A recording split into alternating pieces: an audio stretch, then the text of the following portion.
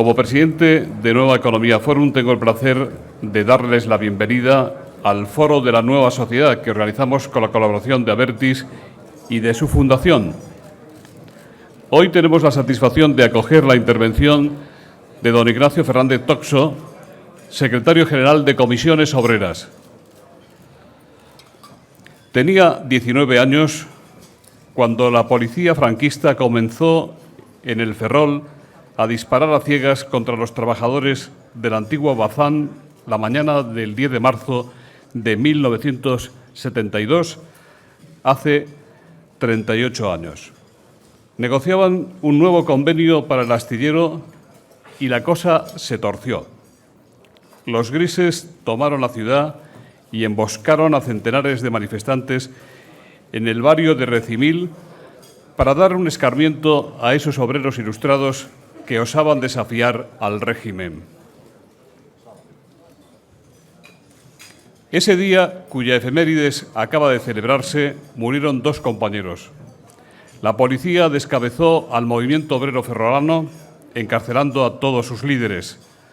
Toxo era entonces un jovencísimo aprendiz de la Bazán, destinado a ser montador ajustador, enrolado en la Liga Comunista Revolucionaria, de tendencia trotskista, y acostumbrado a desfilar por la comisaría para lanzar panfletos, pintar consignas y colocar cócteles molotov contra los intereses de la dictadura. Por su participación en la revuelta del 72, el hoy secretario general de Comisiones Obreras fue despedido, arrestado y encarcelado en el penal de La Coruña, del que logró huir. Durante los últimos años del franquismo vivió en la clandestinidad y se refugió en el anonimato de un nombre falso, respondiendo como Ángel Luna González. Desde entonces, Toxo ha transitado por un difícil camino de coherencia y de lealtad para con el movimiento sindical, un camino que le condujo hace apenas año y medio a la Secretaría General de Comisiones Obreras. Fue elegido en medio de la grave crisis que nos afecta, tema inevitable del que nos va a hablar seguramente esta mañana. Querido Ignacio, la tribuna es suya.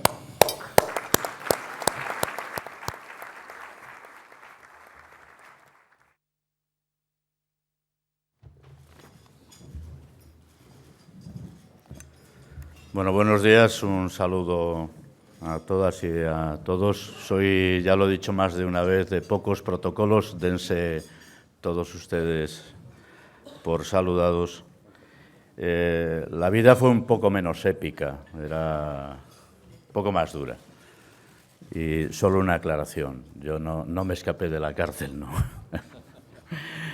Salí el día que tenía el juicio en magistratura y como sabía que me estaban esperando, conseguí convencer al director de que me dejara salir 1 hora antes y me escapé.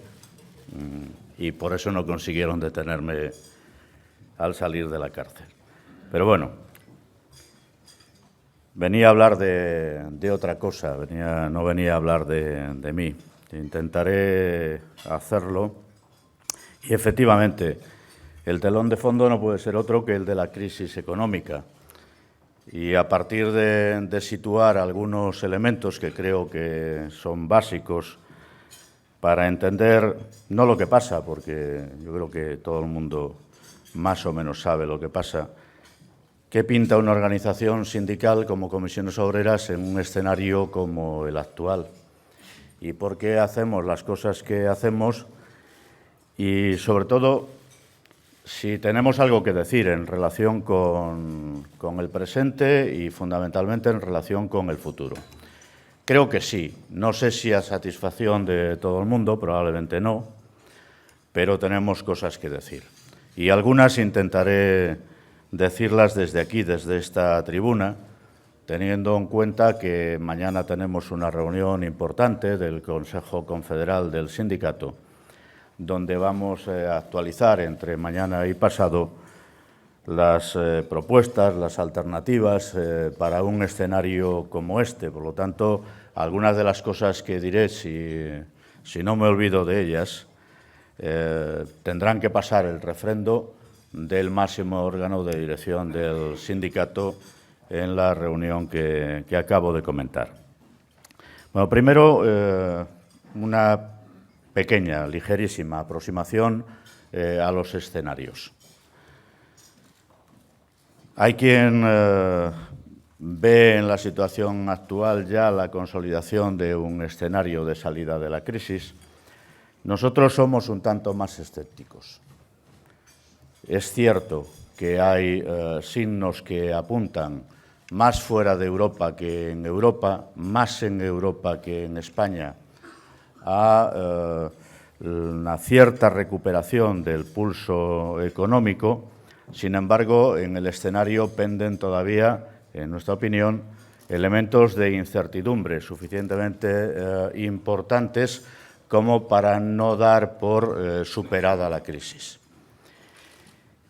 Y, por otra parte, aquí sí hay una coincidencia entre todos los analistas, incluidos los que actuamos más directamente en el mundo del trabajo.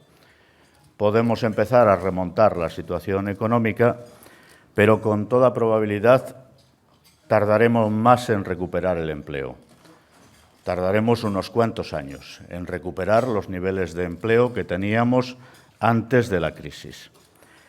Entre otras cuestiones, porque en las economías más desarrolladas, y la nuestra con todos sus problemas lo es, las ganancias de productividad necesarias que se van a producir en la salida de la crisis todavía dejarán un correlato de incremento del desempleo. Claro, la intensidad del mismo dependerá de cómo se hagan las cosas. Luego intentaré decir alguna cuestión en relación con las cosas que se deberían hacer en nuestra opinión. Las perspectivas económicas y sociales, por lo tanto, para España no son excesivamente halagüeñas. En el mejor de los casos nos situaremos a final del año en un escenario todavía recesivo, aunque en los últimos trimestres pueda empezar a repuntar el Producto Interior Bruto, pero, como señalaba, con toda probabilidad el empleo o el desempleo seguirá creciendo. Yo no descarto que podamos llegar a la tasa esta mítica del 20% de desempleo en nuestro país. Dependerá en gran medida, insisto, de las cosas que se hagan y cómo se hagan, porque no es inevitable llegar a esa situación. En Europa, como señalaba, la recuperación es todavía débil y, además, en el último trimestre, algún país que apuntaba ya a situarse en senda de recuperación ha tenido un cierto bajonazo, ha sufrido un cierto bajonazo. Me refiero a Alemania, y de la evolución de la economía alemana va a depender en gran medida, en buena medida, cómo evolucione la economía española, que sigue siendo a día de hoy, y lo será por un tiempo, muy dependiente de las economías centrales, particularmente del ámbito europeo. Habíamos leído, luego Eurostat ha venido a confirmar solo en parte el dato, que España era la única economía que no había entrado en senda de crecimiento en el último trimestre del año anterior, donde se produjo una caída del 0,1% del Producto Interior Bruto. Han sido 7 países, según los datos últimos de Eurostat, incluida Suecia y algunos otros en Europa. Esto no es ningún consuelo, lo del mal de muchos, consuelo de... Ya se sabe, no es ningún consuelo, porque viene a decirnos que todavía Europa va a un ritmo menor del esperado, y eso va a incidir en la evolución económica de nuestro país. La recuperación de la consolidación de la recuperación depende de varios factores: del modo y el ritmo de retirada de los estímulos fiscales, que en nuestra opinión sigue siendo necesario mantener para 2010 y probablemente un tanto más adelante, de la gestión del enorme endeudamiento público de los países desarrollados Y en relación con España, apuntar un dato que no es tan negativo como se pinta de forma interesada en muchas ocasiones.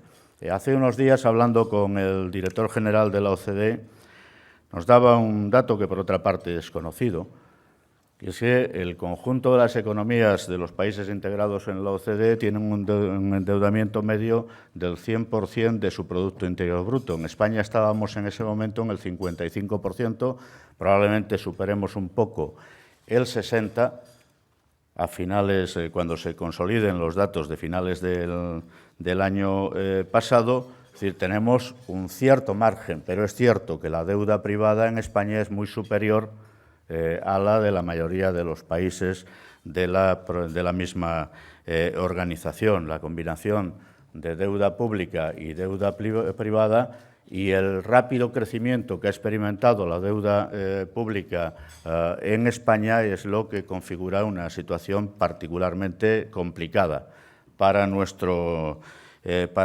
país.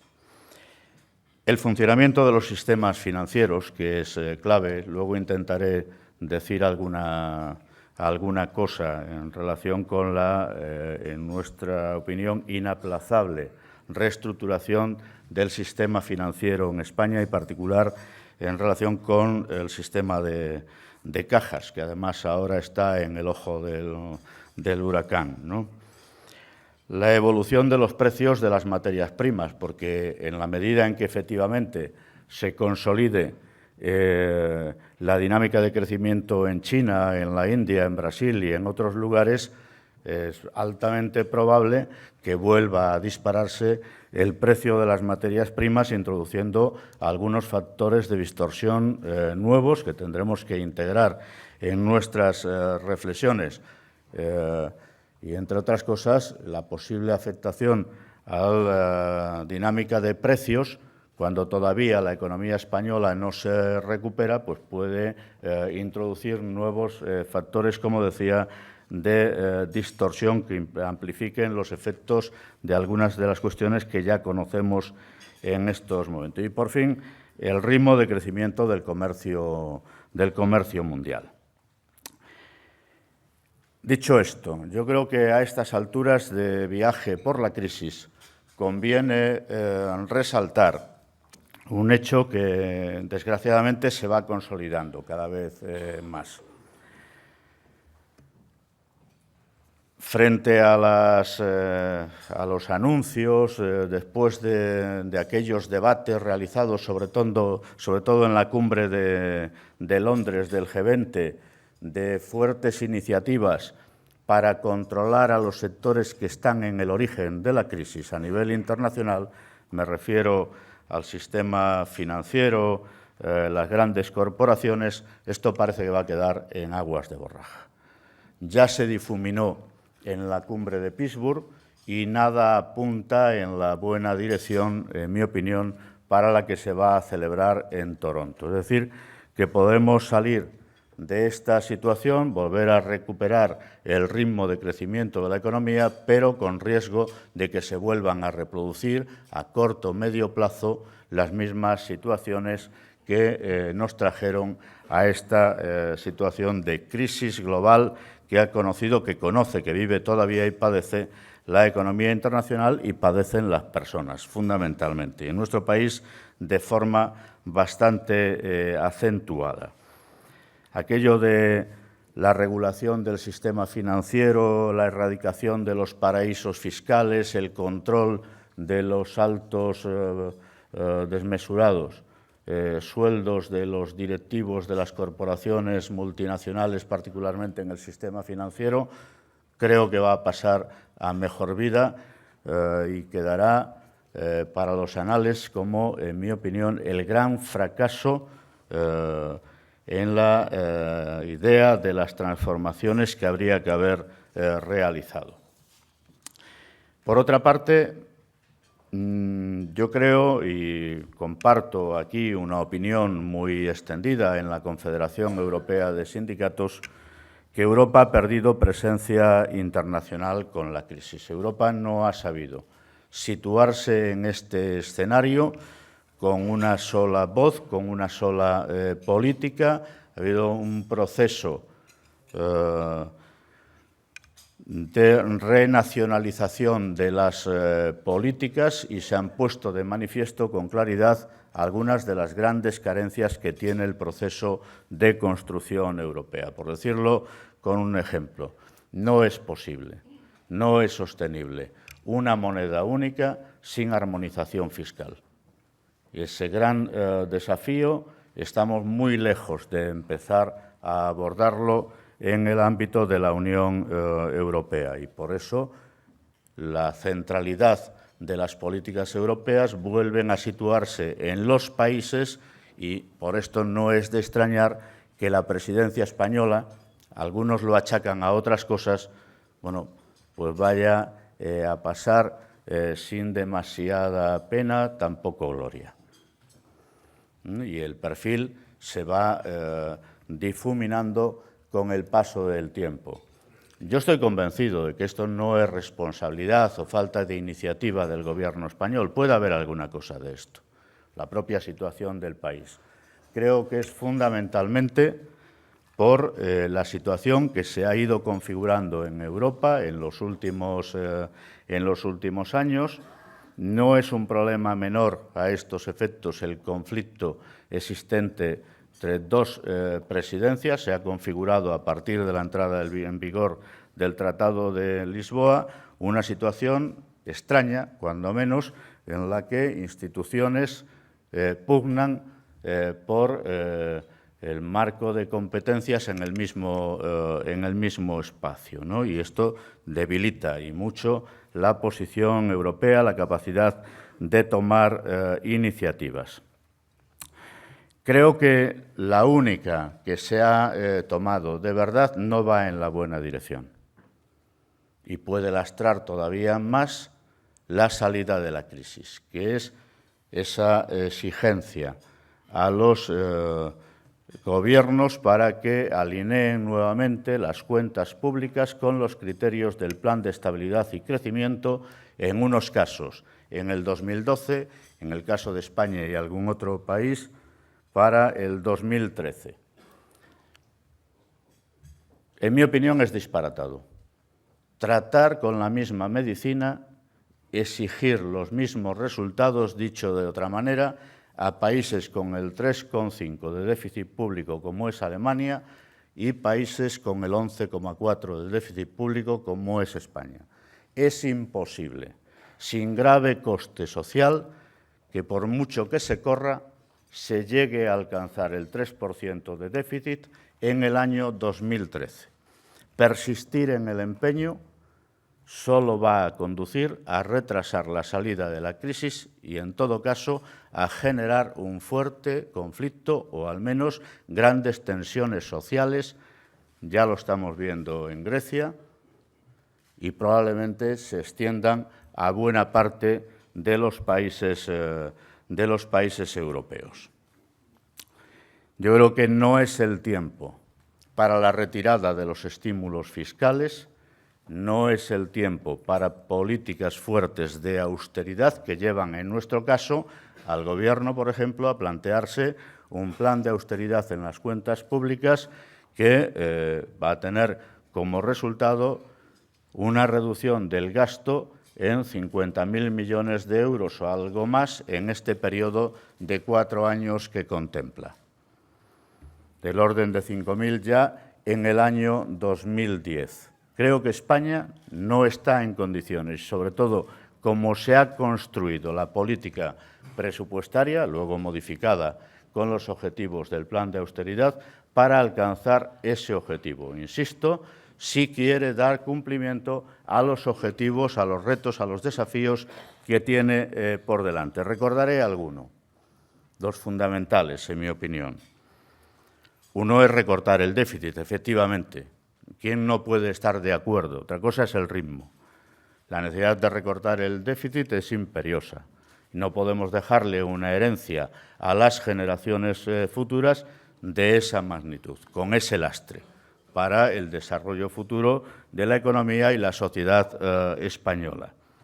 Pagar los intereses de la deuda, que depende además cómo nos califiquen estas prodigiosas agencias de calificación a las que nadie califica y que están en la base en gran medida de lo que ha pasado, nos costará una cuantía u otra, pero en todo caso numerosa, voluminosa. Y esto va a drenar importantes recursos públicos. Sostener la protección social. Nosotros vamos a seguir insistiendo en esta dirección. Lo digo de antemano, preferimos la gente trabajando. No queremos gente subsidiada.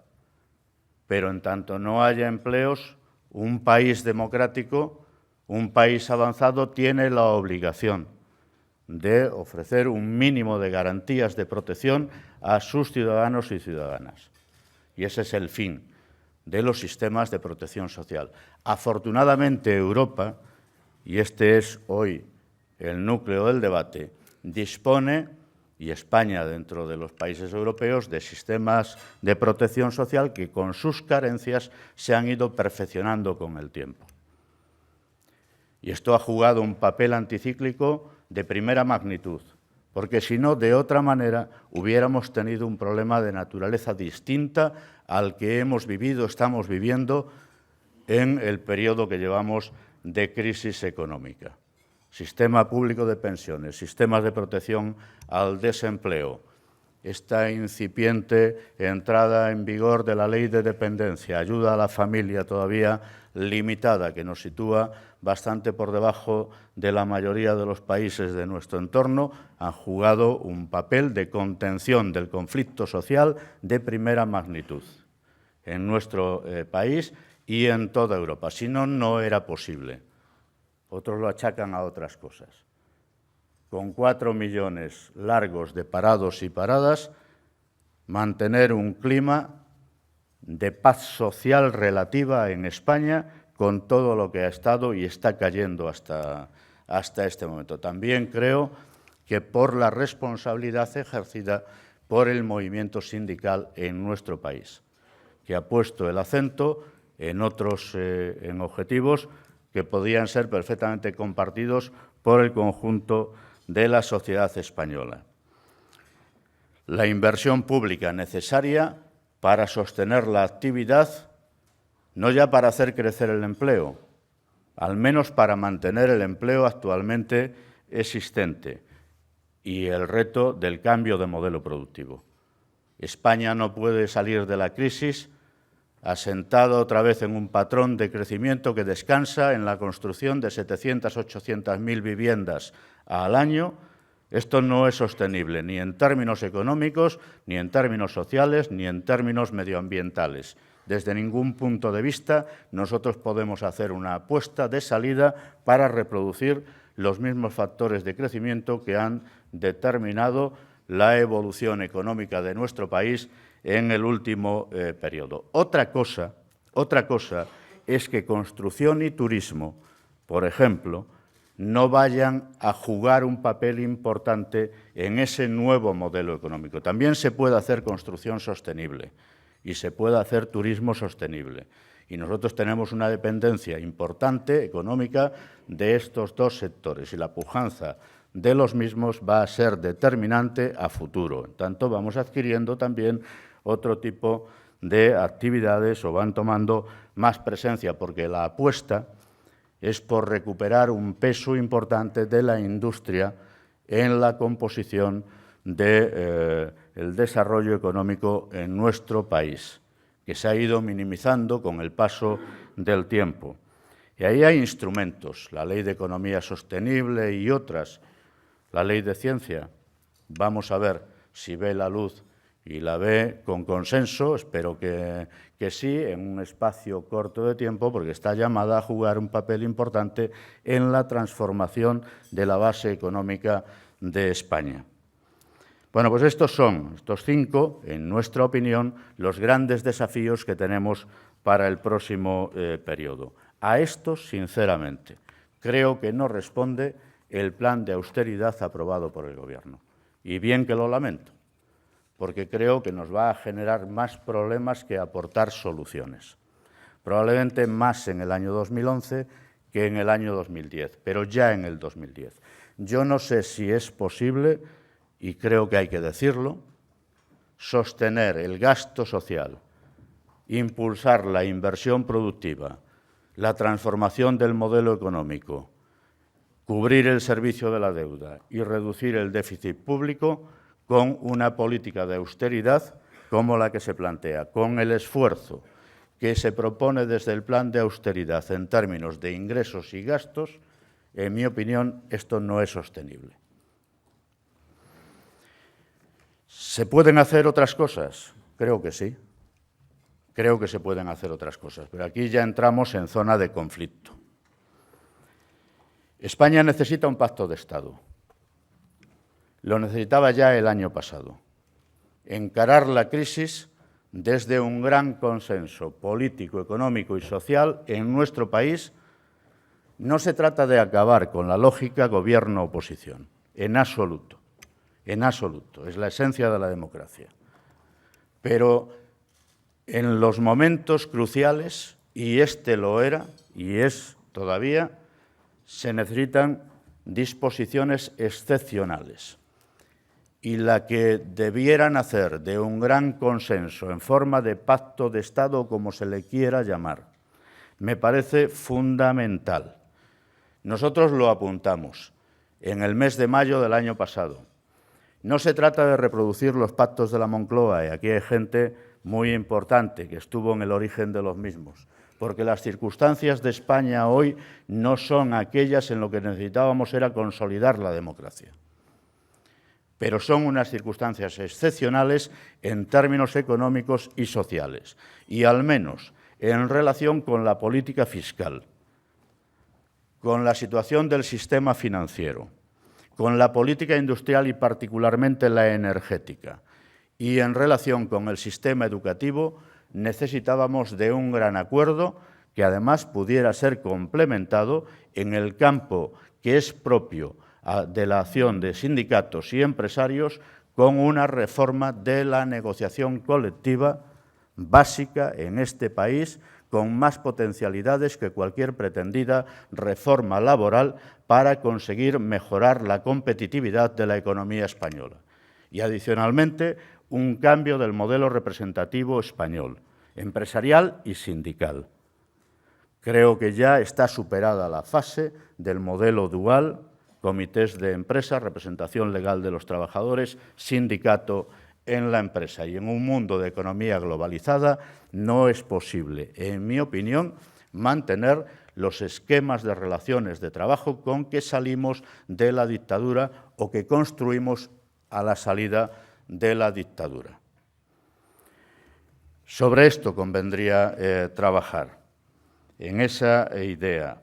Yo creo que el panorama político no da para un pacto de esa envergadura, dará para algún acuerdo parcial, probablemente, como el que acabamos de conocer en materia de gasto sanitario, dará para alguna cosa más, con seguridad, pero no veo yo un escenario propicio para alcanzar esos grandes acuerdos que necesita la sociedad española en estos momentos. Creo que en materia de política fiscal necesitaríamos hacer alguna cuestión más allá de la subida del IVA. España tiene margen para la subida del IVA. No es el momento más oportuno cuando se va a producir, en medio de la crisis económica. Y no tocar otras figuras fiscales supone seguir abundando en la idea de reformas de la fiscalidad, de la presión fiscal en España, que no tienen o que no van acompañadas de un factor que debería ser determinante, que es la equidad, la distribución equitativa de la carga fiscal. Esta función no la cubre el IVA, aparte de los efectos que pueda tener de forma inmediata sobre el consumo. Probablemente menos de lo que algunos apuntan, pero seguramente tendrá algunos efectos. Y esto, cuando el crecimiento todavía no se ha consolidado, puede ser un problema. Había otros campos donde actuar. España, en mi opinión, en opinión de Comisiones Obreras, necesita una profunda reforma fiscal que restablezca algunas cosas que se modificaron para empeorar la forma en que se distribuye la carga a partir de las 3 últimas reformas fiscales que ha habido en nuestro país. Y aquí ha sido independiente la acción tomada y la forma que tomaba la acción del color del gobierno. Han sido gobiernos del Partido Popular y gobiernos del Partido Socialista quienes han abundado en una línea de reformas que, amparándose en la capacidad recaudatoria de los actos vinculados a la actividad inmobiliaria, pensaron que esto iba a dotarnos para siempre de unas arcas públicas saneadas. Como esto no es así y hoy ya tenemos la evidencia, conviene reponer algunas de las cosas que se deshicieron en aquel momento. Habría que actuar sobre la presión directa, habría que actuar en la recuperación de algunas figuras fiscales desaparecidas desafortunadamente en nuestro país, impuesto de sucesiones, de patrimonio y otros, desde la corresponsabilidad del conjunto de los actores políticos. Pues yo sé el coste que supone mover la fiscalidad, incrementar la presión fiscal, pero desde un gran consenso en el país se puede hacer y se debe en un país que tiene la base fiscal más estrecha de Europa, que tiene un diferencial de presión fiscal muy considerable con respecto a los países de nuestro entorno, que por eso se pueden permitir hacer políticas que nosotros no podemos poner en marcha. Y habría que comenzar, evidentemente, por la persecución a fondo del fraude fiscal y la economía sumergida, que ha crecido, diga lo que diga la ministra de Economía. En la crisis, el ministro de Trabajo, cuando dice que está situada en el 20% y luego le corrigen la plana diciéndole que no se puede medir, pues sí se puede medir. Y el Ministerio de Economía la tiene perfectamente medida, como la tienen medida los inspectores de Hacienda, y supera con bastante el 20% en este momento.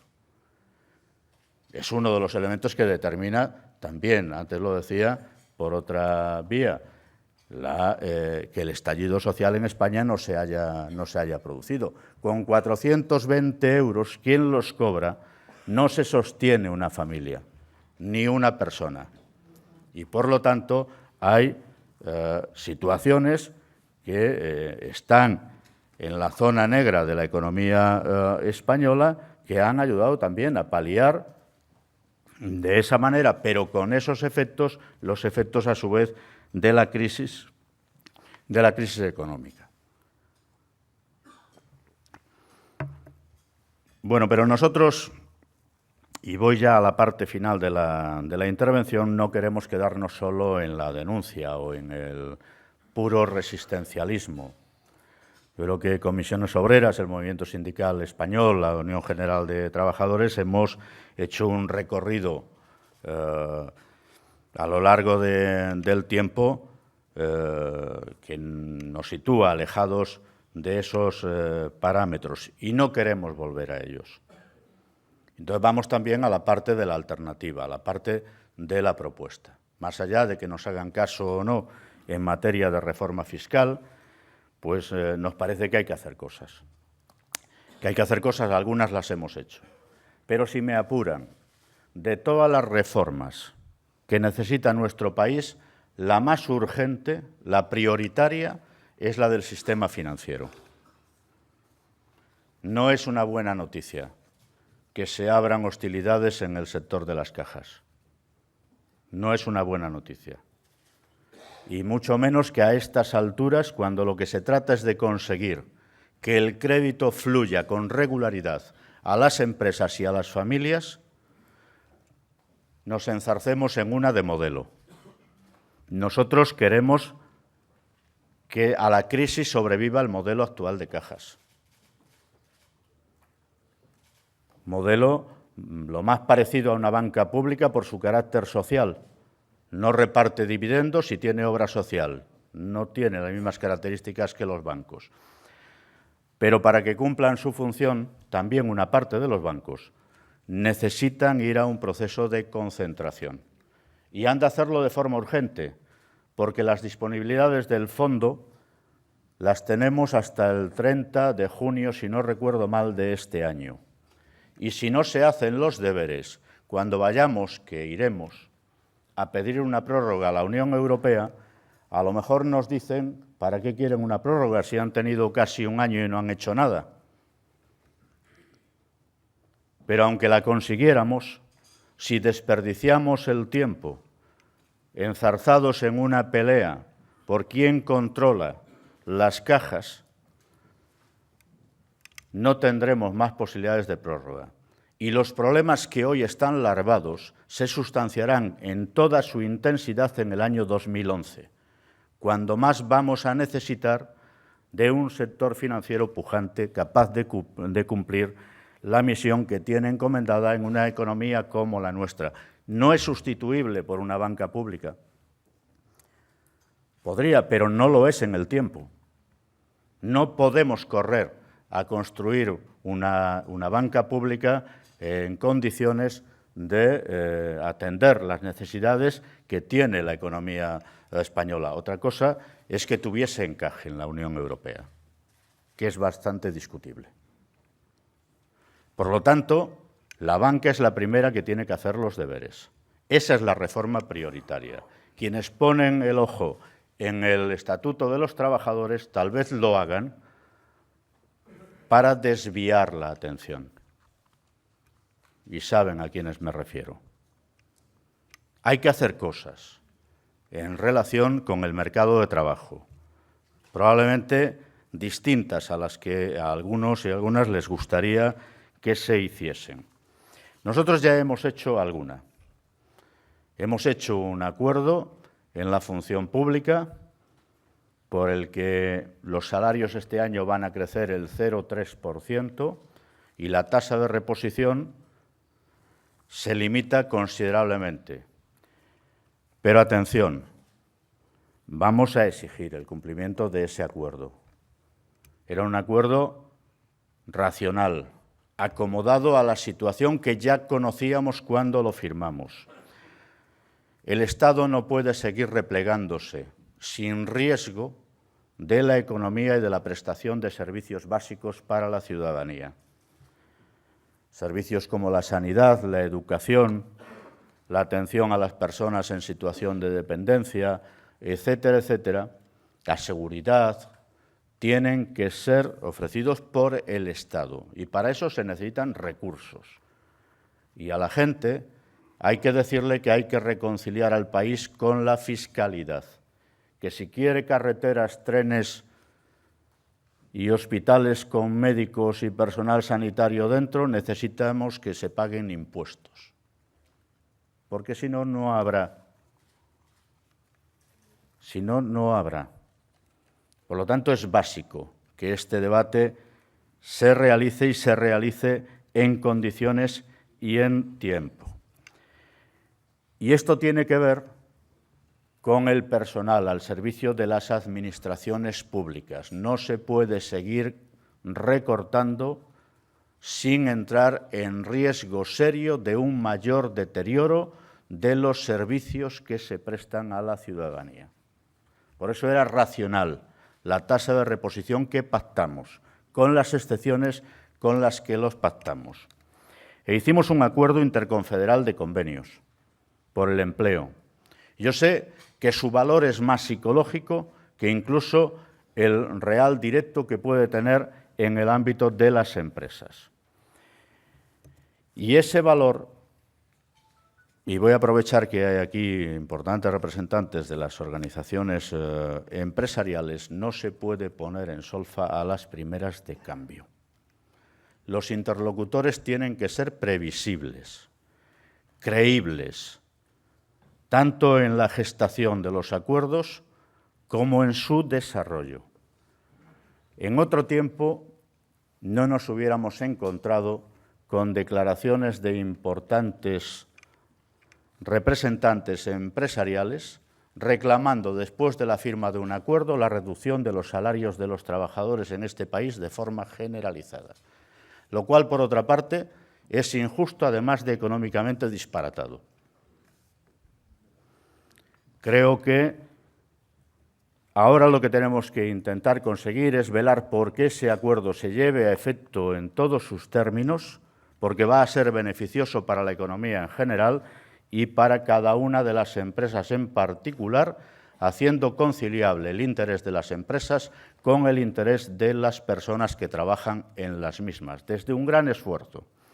Nosotros sabemos, y ese es el sentido de ese acuerdo, que para sostener el empleo, para mejorar la capacidad competitiva de nuestra economía, necesitamos competir en precios.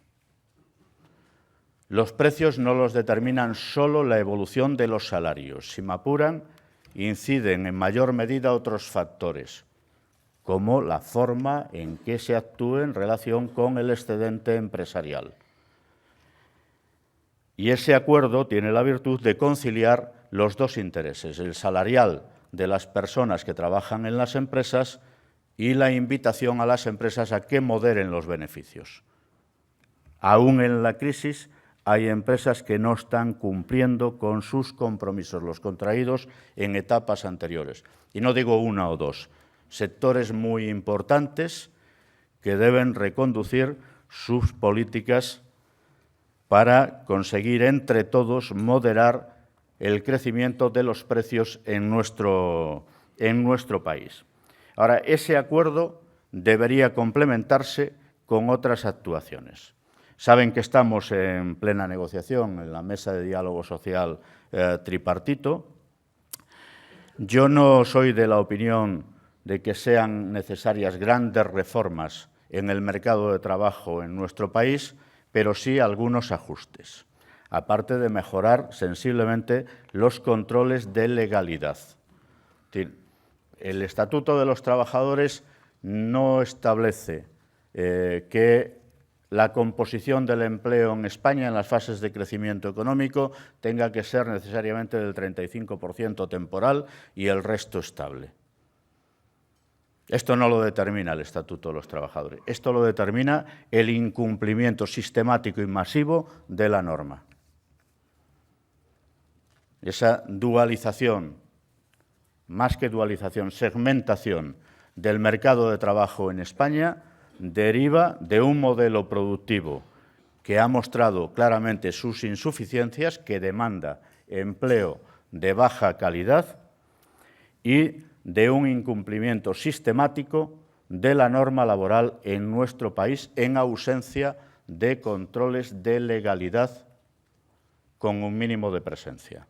Y también por la debilidad sindical en el ámbito de las pequeñas y muy pequeñas empresas en nuestro país. Tenemos que trabajar juntos para erradicar la temporalidad injustificada, que es la inmensa mayoría de la temporalidad en nuestro país. Tenemos que intentar un acuerdo para desvincular la utilización del contrato de obra y servicios por las contratas y subcontratas. La doctrina está consolidando una situación perversa, en mi opinión, y deberíamos, ahí sí, regular de otra manera esto. Necesitamos reponer el contrato fijo discontinuo de llamada cierta e incierta como alternativa a la utilización abusiva del contrato temporal por circunstancias de la producción. Me refiero a la agricultura, me refiero al turismo y a algunos otros sectores donde prima la estacionalidad y mejorar las condiciones en las que puede operar ese tipo de contratos. Necesitamos evitar que se conduzca a los jóvenes y a las mujeres a una especie de corralito o gueto laboral, con el afloramiento de nuevos contratos pensando para colectivos concretos. Hay que propiciar, con una utilización distinta de las políticas activas de las bonificaciones, la contratación de jóvenes que padecen en mayor medida los efectos en forma de paro de la crisis económica, de mujeres y de parados y paradas de larga duración. Pero los recursos son escasos y, como el Ministerio de Economía ha dicho, coste cero, lo que suponga de reforma del mercado de trabajo, los límites impuestos me parece que van a dificultar y mucho que podamos avanzar en la intensidad en que sería conveniente. En mi opinión, conviene reconducir el uso de las bonificaciones porque su generalización le resta eficacia hacia los colectivos que más necesitan de ayudas para su reinserción en el mercado de trabajo. Creo que es importante estudiar fórmulas que permitan dotar de más estabilidad al empleo en nuestro país, reducir los costes, pero hacerlo, y sé que es difícil cuadrar los círculos, sin deteriorar las condiciones de la gente que trabaja. Hay alguna referencia por ahí que nos puede ser útil. Hemos puesto en circulación la idea de lo que aquí, de forma inadecuada, en mi opinión, se convirtió en el contrato alemán, porque no es ni contrato ni es modelo alemán, es un modelo que está muy extendido en su uso en prácticamente todos los países de la Unión Europea. Pero hay otras que, como alternativa, por ejemplo, al contrato de fomento de la contratación estable, como es el modelo austriaco combinado con una utilización distinta del Fogasa, a lo mejor permitiría reducir los costes del despido para las empresas sin deteriorar los derechos indemnizatorios de los trabajadores y trabajadoras en nuestro país. Exploremos estas vías. Creo que es posible el entendimiento y producir cosas en dos fases. Una, que atiendan a las necesidades de la coyuntura, aquellas que ayuden a fijar el empleo o a dinamizar en la medida de lo posible como acompañamiento a la necesaria inversión productiva en nuestro país, la creación de empleo, y otras que podemos trabajar con un poco más de tiempo pensando en la salida, la consolidación y que el ritmo del empleo se acomode en lo posible a la evolución del Producto Interior Bruto, sabiendo que esto es harto complicado, porque hasta tasas significativas de crecimiento del Producto Interior Bruto en el país no volverá a crecer el empleo de forma significativa. Hay que hacer cosas. Acabo con una referencia, no podía ser de otra manera, al tema de las pensiones. ¿Necesitamos una reforma de las pensiones? Sí, pero no así. Necesitamos hacer varias cosas. Necesitamos hacer, primero, desarrollar los compromisos del Acuerdo de 2006, que tiene vigencia hasta diciembre de este año. Muy rápido. Separación definitiva de fuentes de financiación, en esa idea de consolidación de un sistema mixto, contributivo y no contributivo, que aligere la carga que pende sobre las cuotas sociales en este momento. Necesitamos la integración del REAS y el régimen de hogar en el régimen general de la Seguridad Social y necesitamos acabar el estudio sobre los sectores penosos, tóxicos y peligrosos, donde es posible, necesario, diré que imprescindible, anticipar la edad de jubilación. A partir de ahí, conclusiones de la Comisión Parlamentaria del Pacto de Toledo y pongámonos a trabajar en la perspectiva del año 2030. Sabemos las tensiones a las que se va a ver sometido el sistema, las demográficas, las de la esperanza de vida, etcétera, etcétera. No se puede actuar solo sobre el gasto para aplanar la curva de crecimiento del gasto en pensiones. Es necesario actuar y prioritario hoy sobre los ingresos. Y diré solo algunos apuntes. Salario mínimo interprofesional. Para acomodarlo a la situación real de la economía española, determina la base mínima de cotización. Tasa de empleo femenino. Incrementar el volumen de empleo pasa prioritariamente por incrementar la participación de las mujeres, así como reducir la brecha salarial en las empresas. Necesitamos empleo de calidad, por eso es también prioritario actuar sobre la temporalidad, para que las carreras laborales no sean tan discontinuas por los efectos que tienen para las personas y también para el conjunto del sistema de seguridad social. Necesitamos actuar sobre los gastos de mantenimiento y sostenimiento del sistema, de funcionamiento del sistema.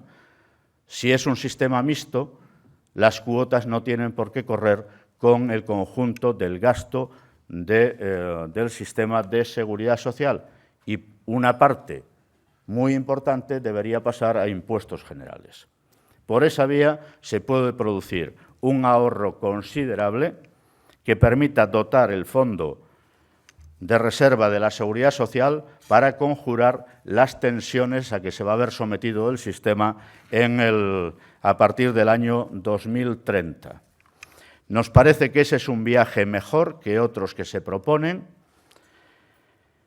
No estamos de acuerdo, y aquí ahora sí ya acabo definitivamente, con que en España sea necesario retrasar la edad de jubilación a los 67 años de forma obligatoria. Nosotros nos hemos anticipado a la mayoría de los países europeos y en el año 2001 establecimos, y ya está en la Ley General de Seguridad Social, el llamado sistema de jubilación flexible, que permite anticipar la edad de jubilación en unas determinadas circunstancias, con los porcentajes que están establecidos ahora para las jubilaciones anticipadas e incluso con algunos menores, el coste de la jubilación anticipada en España es neutro para la Seguridad Social. Se puede avanzar, además, en la línea de configuración de un derecho subjetivo, con porcentajes de reducción acomodados a la situación real y las expectativas de futuro, y compensar esto con salidas retrasadas. 15.000 ya se produjeron el año pasado en aquellos sectores donde la gente que puede y quiere desea permanecer en el mercado de trabajo activo por encima de los 65 años. ¿Por qué a los 67? ¿Por qué no a los 70? Se pueden hacer muchas cosas, se pueden hacer desde la racionalidad. Otra cosa es que lo que se pretenda es meter la piqueta al sistema público para producir una ingente transferencias de rentas del trabajo a rentas del capital. Y claro, con nosotros ese viaje no se puede hacer. Muchas gracias.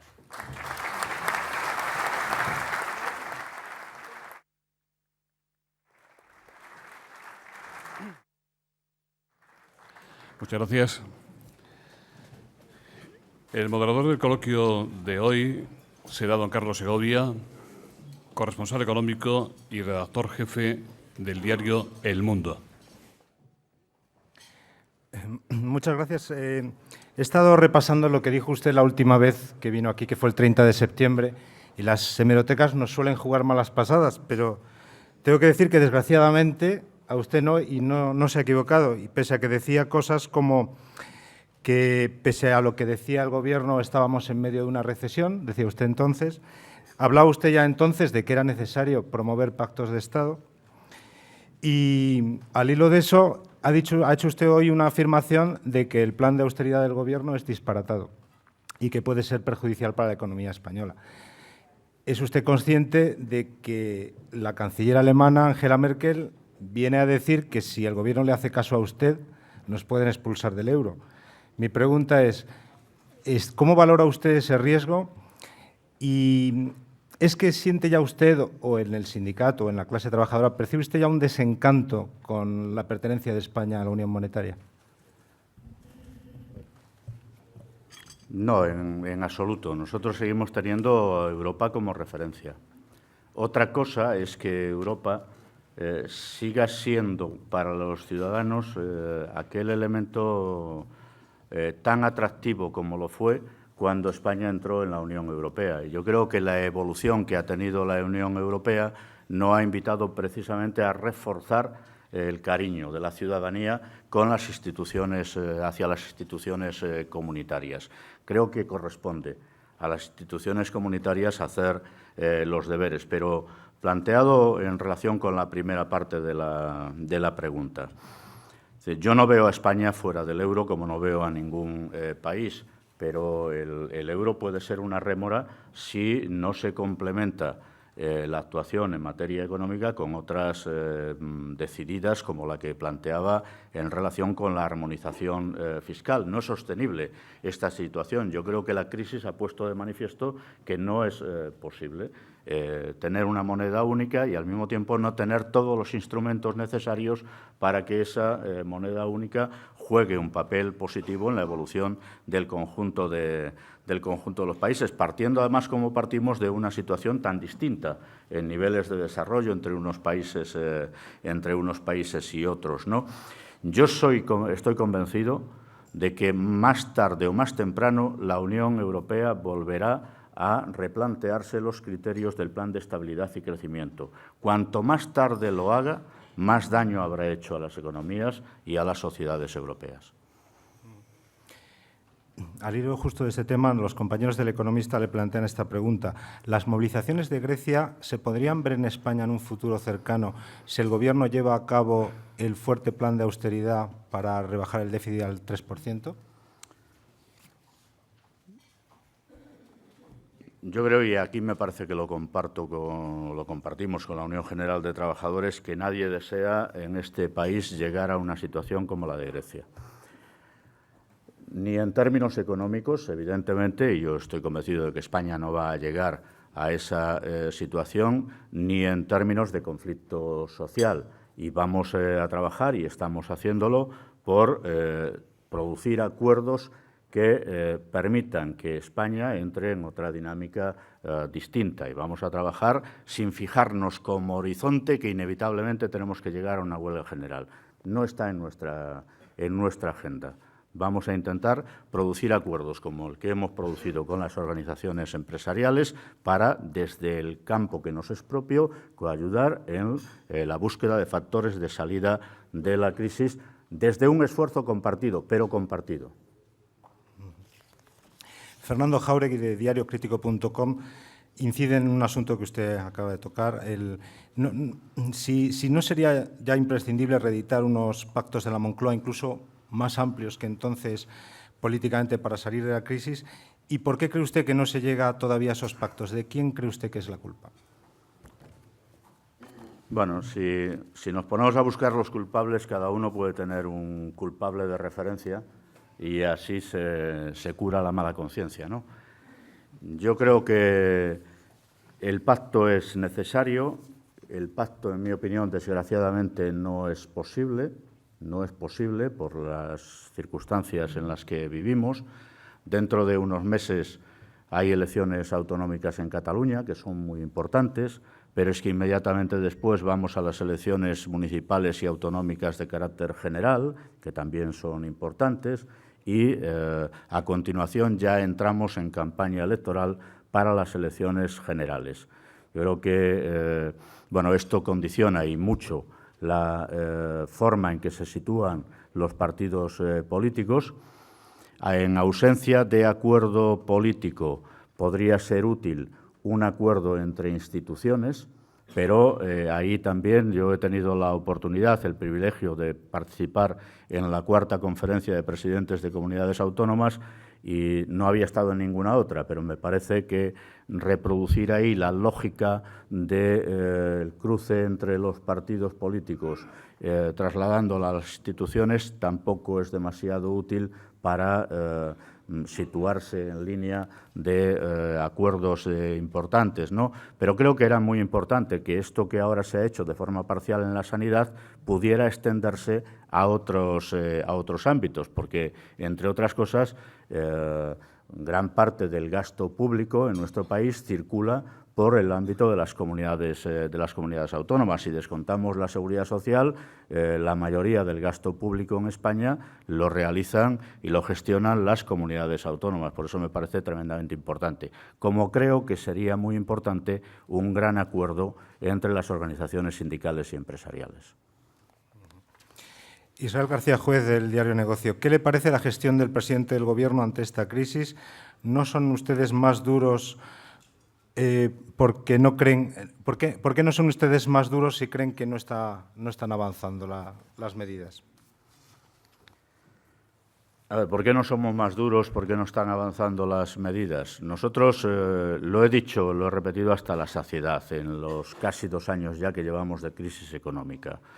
Comisiones Obreras y UGT hemos puesto en marcha el mecanismo de la huelga general cada vez que hemos sentido que se lesionaban los intereses de los trabajadores en forma de reforma laboral de carácter regresivo, y esto ha sucedido con gobiernos de Felipe González y con gobiernos de José María Aznar, o se atacaban, en nuestra opinión, los sistemas de protección social. En esta crisis nos estamos comportando con la misma lógica, exactamente con la misma lógica, convencidos de que en este país, tal vez a destiempo, tal vez un tanto a borbotones, como si alguien hubiera entendido que la crisis iba a tener una corta duración y había que tomar medidas para los 6 meses, pero es el país que más esfuerzo ha realizado en materia de protección social y en materia de incentivos fiscales para el sostenimiento de la actividad económica.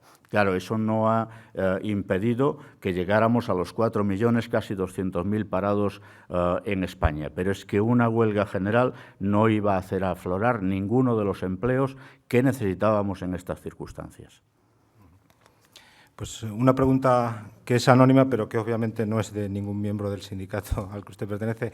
Dice así, dice, usted dijo en este foro que no le haría a Mariano Rajoy el favor de convocar una huelga general, porque eso facilitaría, en su opinión, su acceso a la Moncloa.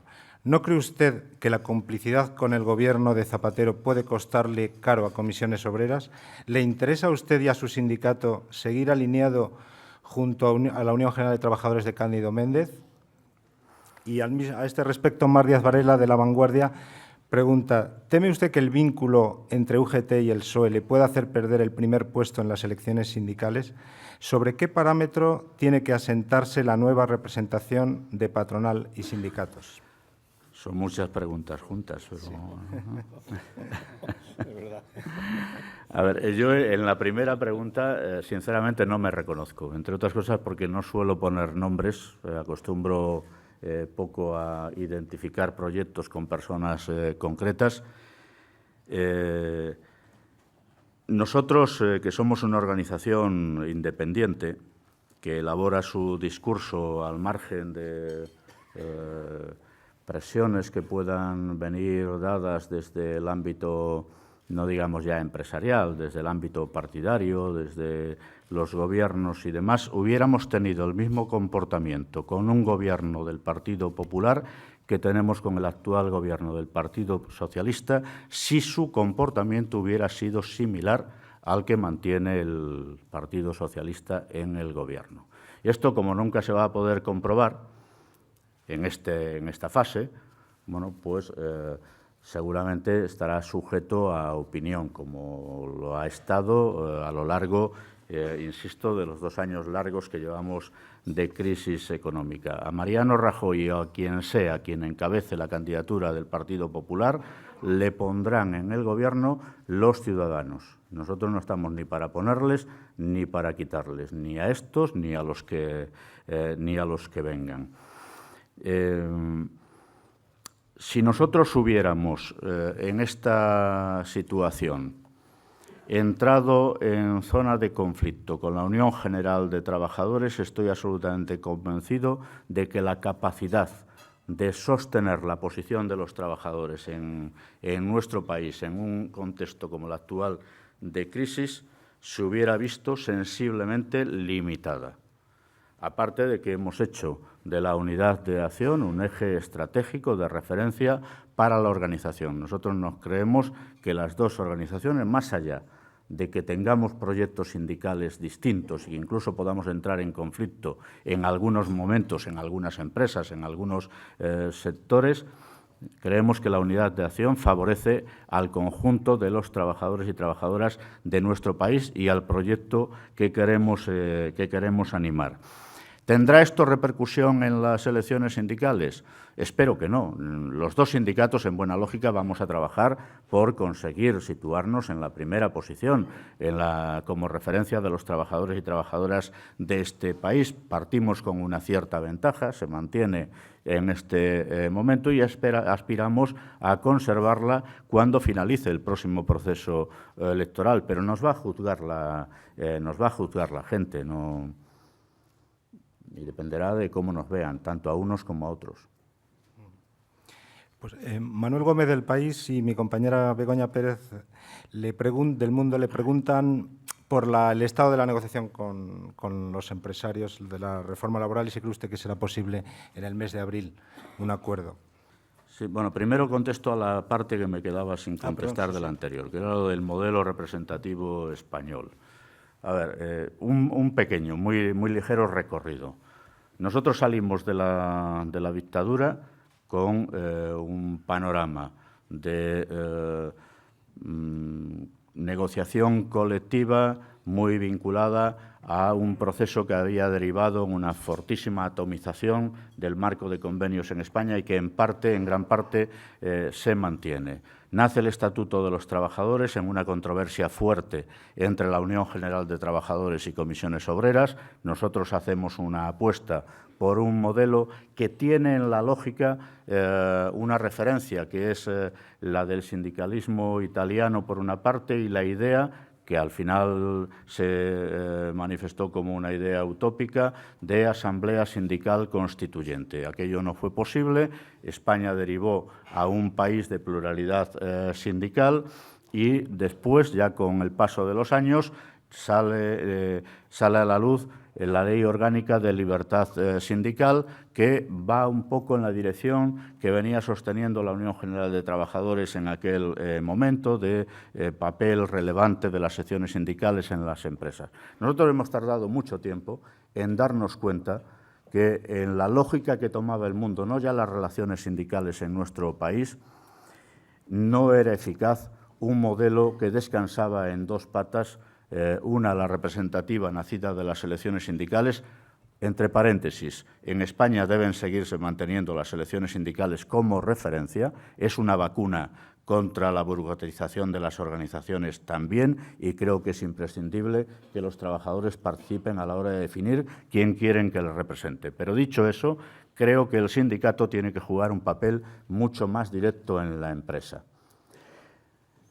Lo vinculo con la necesaria reforma de la negociación colectiva. Creo que tenemos que ir a un modelo de negociación colectiva que ponga el acento en el convenio sectorial de ámbito estatal y en el convenio en la empresa, pero articulados unos y otros. Lo cual no quiere decir que, si se dan circunstancias que lo aconsejen, en los sectores se puedan determinar espacios territoriales distintos al del Estado de negociación o en sus sectores, en determinados sectores de la economía que tengan una lógica propia que aconseje tener convenio subsectorial. Pero esto lo habrían de determinar los sectores, con reglas de concurrencia y articulación precisas, pero y sobre todo con el gobierno de la negociación colectiva, la huelga y el conflicto colectivo por el sindicato, no por la representación legal de los trabajadores. Esta es mi opinión. Creo que habría que resituar el papel de la representación legal de los trabajadores en otro terreno distinto a donde está situado en estos momentos y acabar con algunas disfunciones de cierta importancia.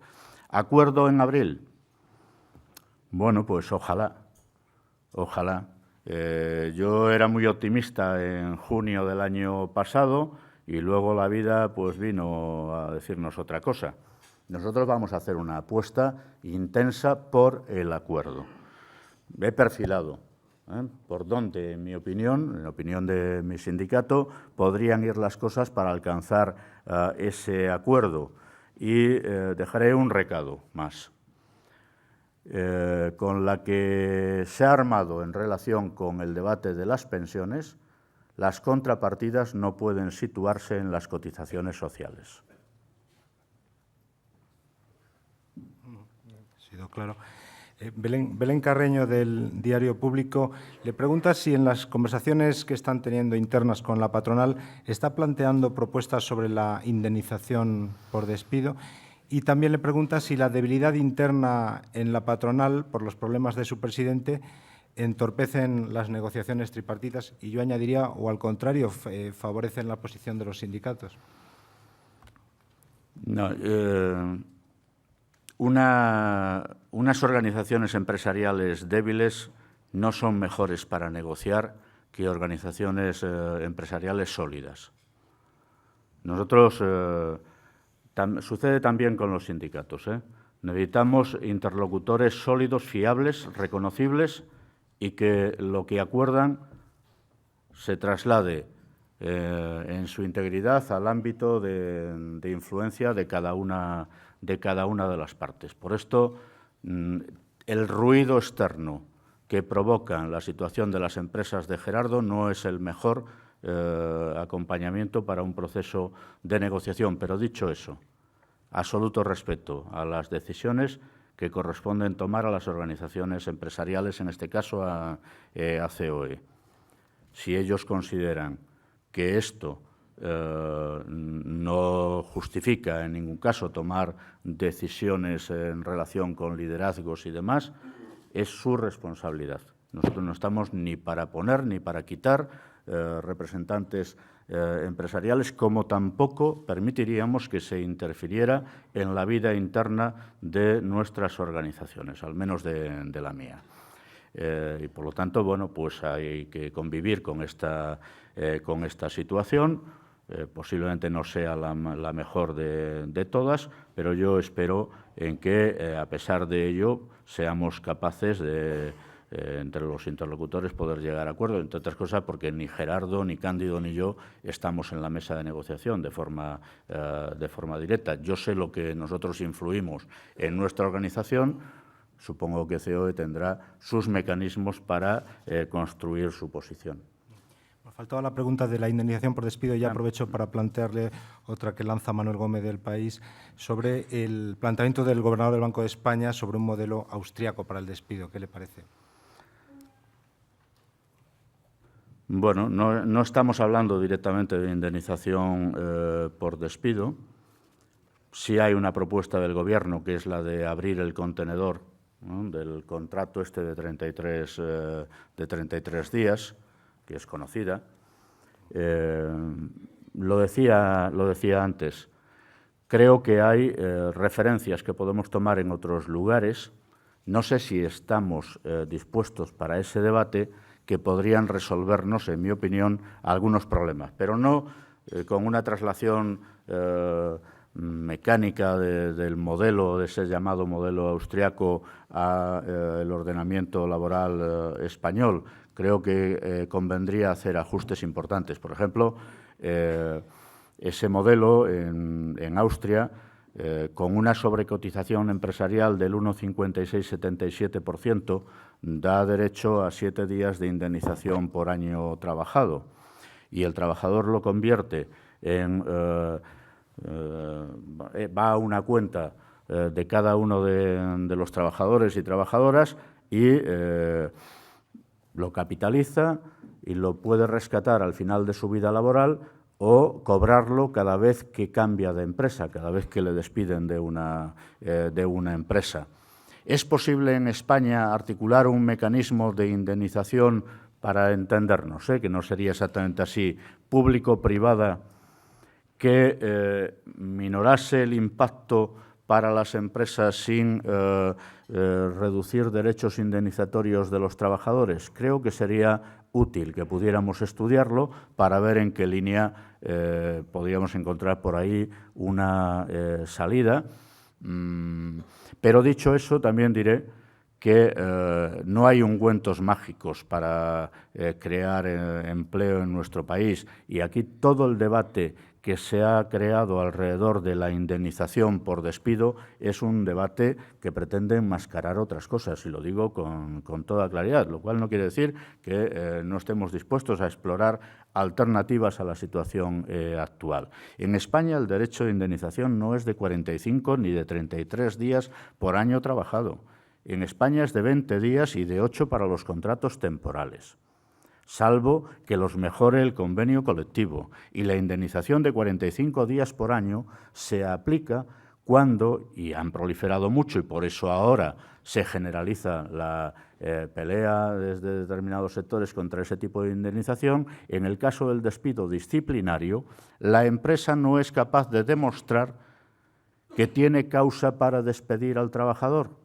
Cientos de miles de personas se han ido por esta vía por la vía del despido improcedente a la calle han perdido la relación con su empresa. Es en ese caso cuando se aplica la indemnización de 45 días por año. Pero es que se utiliza una figura legal de despido que no está pensada para esto. Y el problema es que es el empresario el que decide si el trabajador retorna a su puesto de trabajo o se va con la indemnización, y en ese caso de 45 días por año. Si optaran y consiguieran que les autorizasen la rescisión por otra modalidad de despido y el despido fuese declarado procedente, entonces las indemnizaciones serían de otra manera. La indemnización legal en España es de 20 días por año y excepcionalmente se contempla la de 45 días. Lo que pasa es que como se han buscado atajos para despedir a la gente, pues mayoritariamente las indemnizaciones por despido son de 45 días.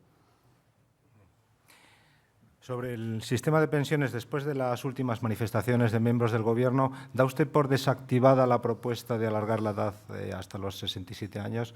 Y una segunda pregunta, ¿tiene usted un fondo privado de pensiones? No tengo fondo privado de pensiones. No he tenido capacidad de ahorro suficiente para creármelo. Quien tiene que dar por desactivada esa propuesta es el Gobierno. Nosotros hemos ido tomando nota de los matices que se han ido introduciendo desde que el Gobierno aprobó en Consejo de Ministros el paquete de propuestas para la reforma de la seguridad social. Creo que socialmente está muy desactivada y espero que el Parlamento interprete adecuadamente esa línea mayoritaria de opinión social que hay en nuestro país. Pues Julio Vidal, del Club Internacional de Prensa, pregunta: una crisis se resuelve con sacrificios. ¿Cuál es la aportación de Comisiones Obreras en cifras y datos concretos? Uy, pues me he debido explicar fatal a lo largo de la intervención, ¿no? Pero yo lo que pasa es que, sinceramente, esto de que la crisis exige sacrificios, medidas impopulares, no sé qué, no sé cuántos, bueno, hay mucha liturgia alrededor de estas cosas también. Es cierto que la sociedad española es hoy más pobre que antes del inicio de la crisis económica y que hemos de intentar salir de esta situación generando nuevos factores de crecimiento distintos a aquellos que nos han traído hasta aquí. Para configurar una nueva situación habrá que hacer cosas y hay que apuntar en la línea adecuada de las reformas, no vaya a ser que nos equivoquemos y que lo que estemos induciendo de atender a determinada demanda es a la reproducción de los mismos factores que han generado la crisis. Porque yo, detrás de muchas propuestas en materia de reforma laboral, incluida las indemnizatorias, lo que veo es que lo que se persigue es volver a la senda de la competitividad exclusivamente sobre la base del coste del factor trabajo.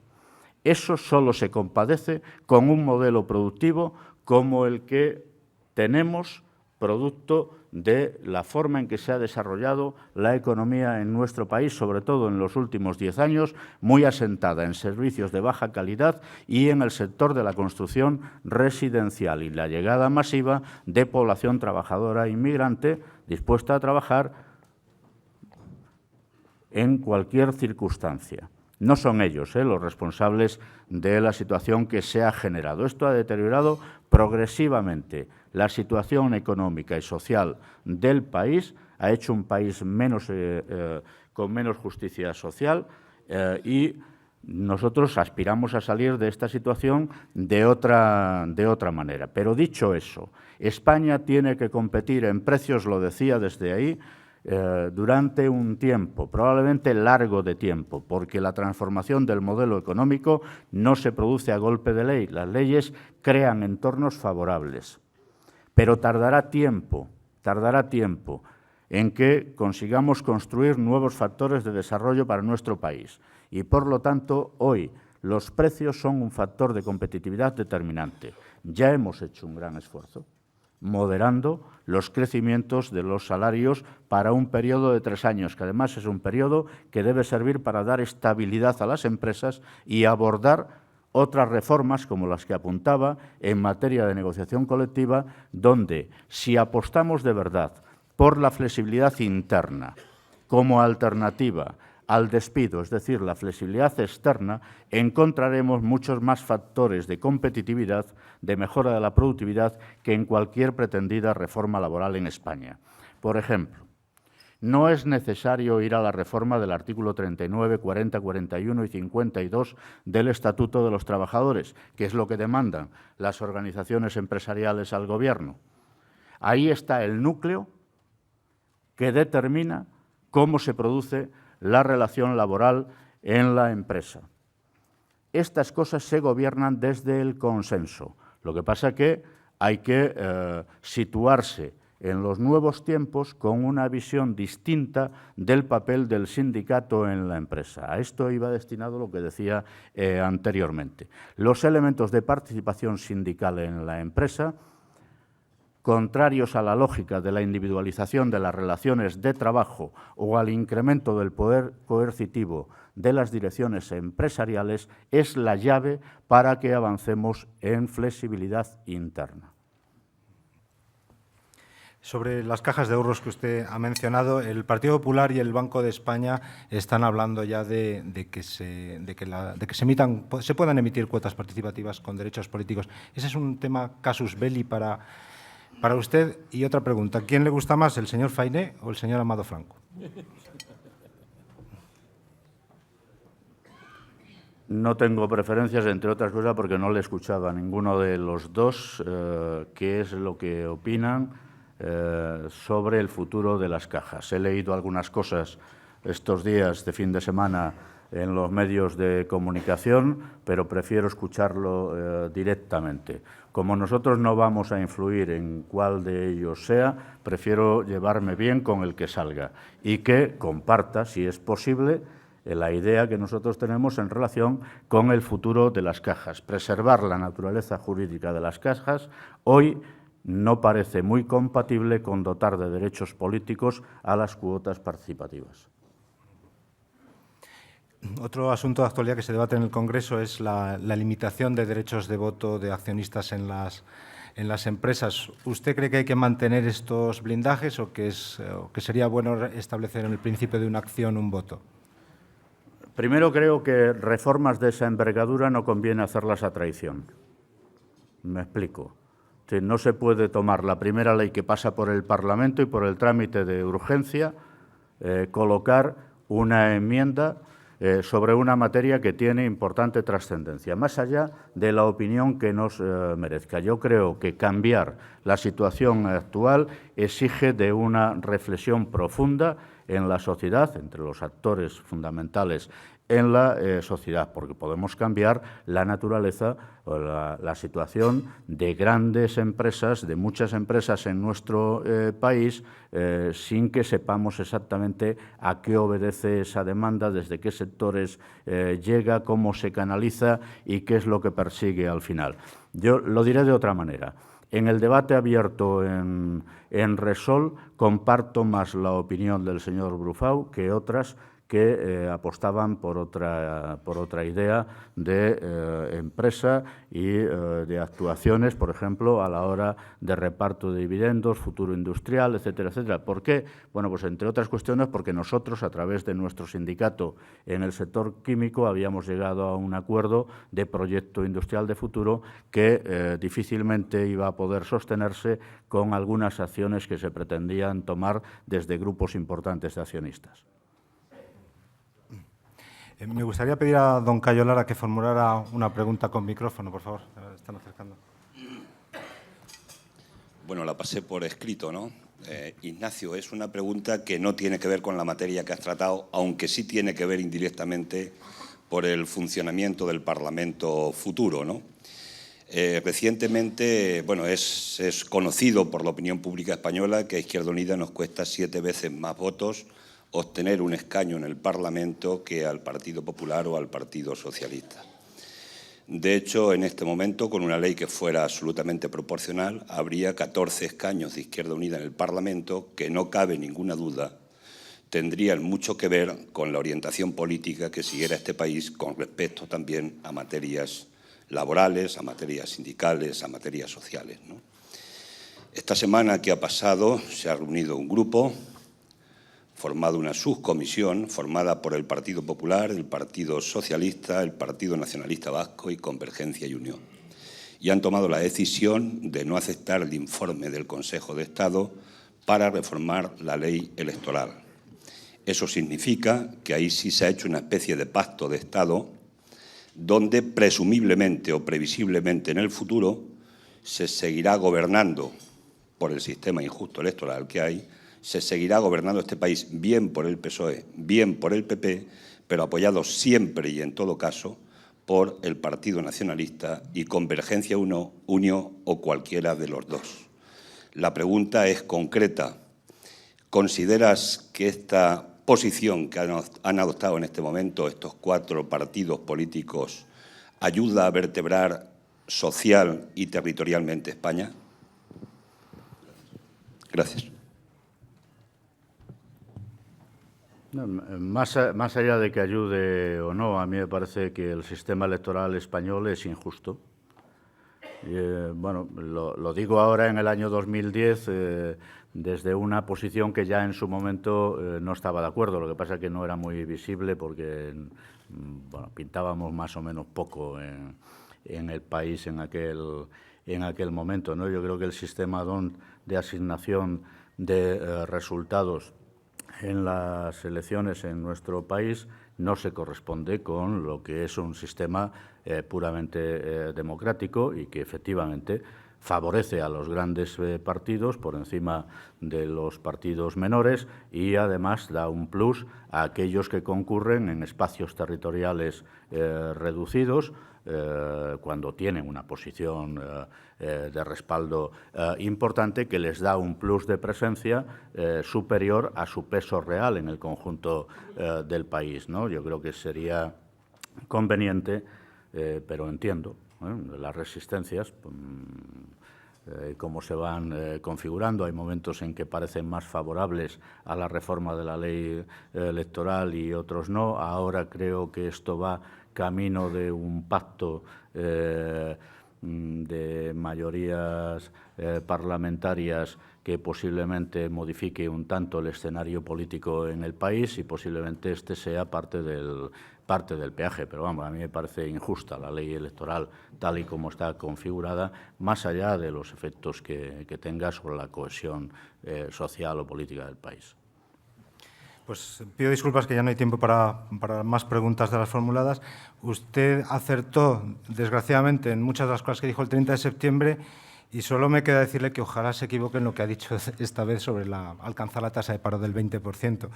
Y nada más, la Nueva Economía Forum, la Fundación Abertis y Abertis le agradecen su intervención en el Foro de la Nueva Sociedad. Muchas gracias.